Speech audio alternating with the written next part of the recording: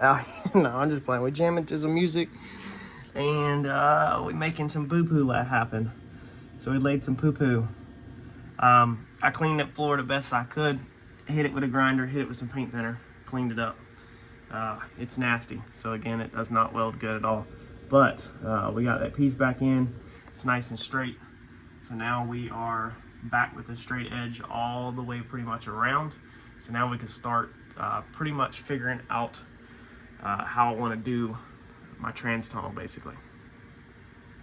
All right, it is midnight and I have racked my brain for literally probably 2 hours, hour and a half, trying to basically figure out how I want to do this trans tunnel and keep it removable, but also like kind of use the factory piece. All right, so last night I had 1000%. If a rider has rider block, then I definitely had fabricator block last night.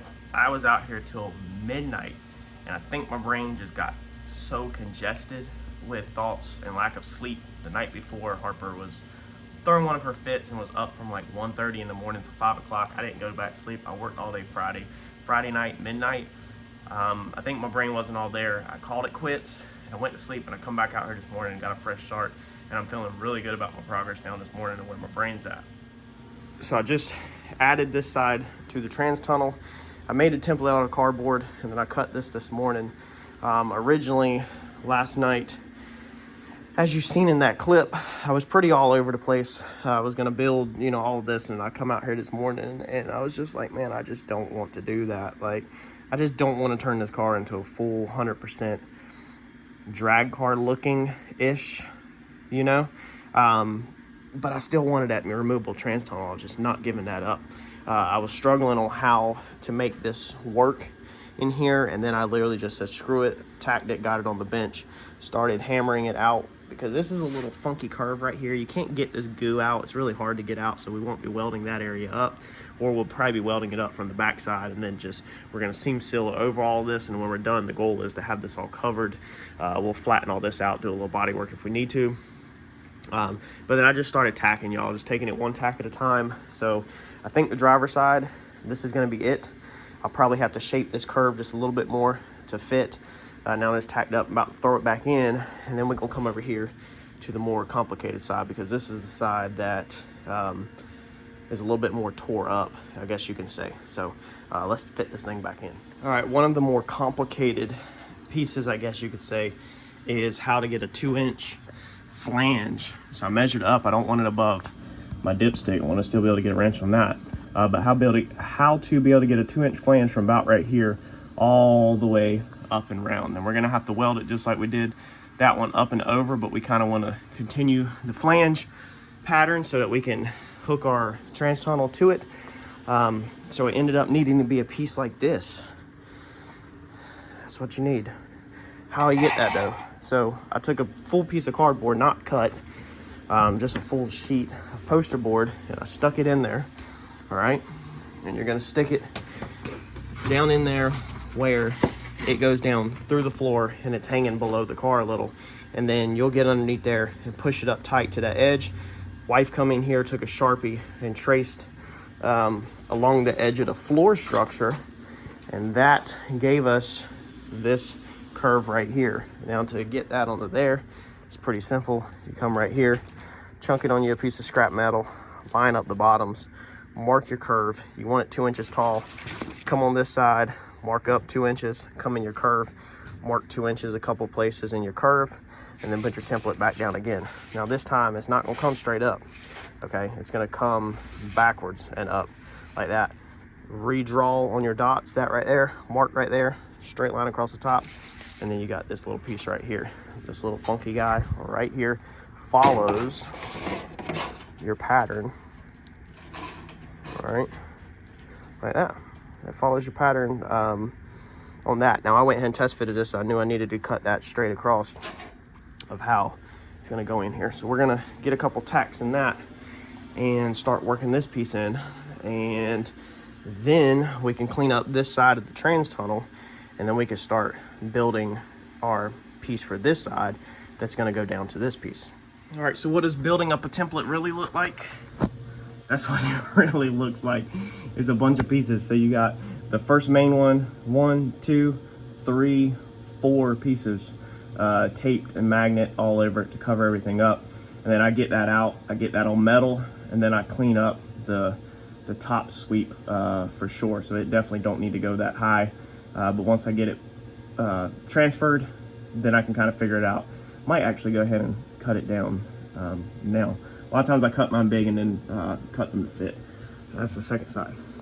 And here's our flange. It's gonna need to be bent and twisted. I've already bent the top up there a little bit. It welded in good. I kept it cool with the air compressor. I didn't warp it, but now I'm gonna have to bend it some by hand, and that's gonna kind of make it wrinkled a little bit. You can see it's kind of falling outwards. We need to kind of roll this thing back in like that. But a good thing about working with 22 gauge is that it's really easy to roll it in for the most part. So we'll have to take a hammer also, kind of just shape that to exactly how we want it.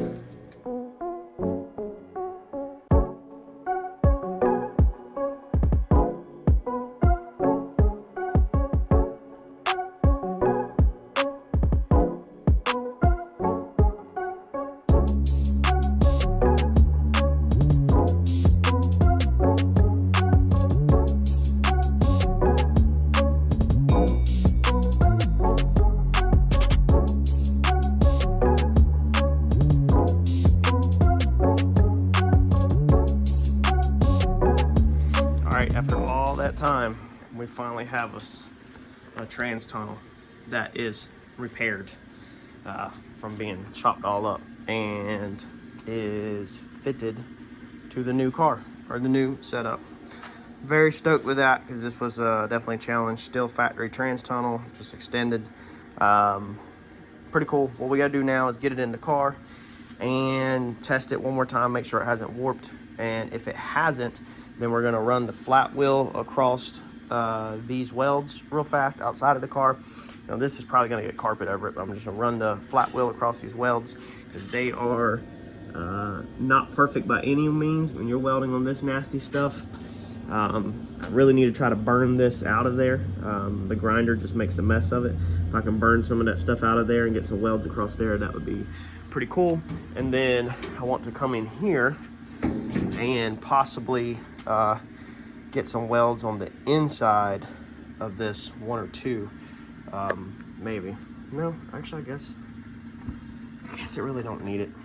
I don't know. I was gonna put 1 or 2 in there just to help support it. Figured it can't hurt anything, but I'd have to grind some of the paint out, and then we will take seam sealer around all these edges. And like I said, I think the top will get carpet. Stay tuned because we're doing a pretty cool fireproof carpet pieces. Like we'll upholster this probably, and we're gonna do some custom floor mats, painting interiors, so make sure you stay tuned.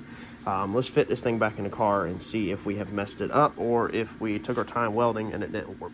All right, so not bad at all. It's still very acceptable. You want it out just a little bit so that when we are either putting Zeus's or quarter turn buttons, I'm not sure yet, it will suck itself up. And that side is also still good. So I'm really stoked about that because, man, I really struggled with this. Now the next hard part is to figure out what to do here.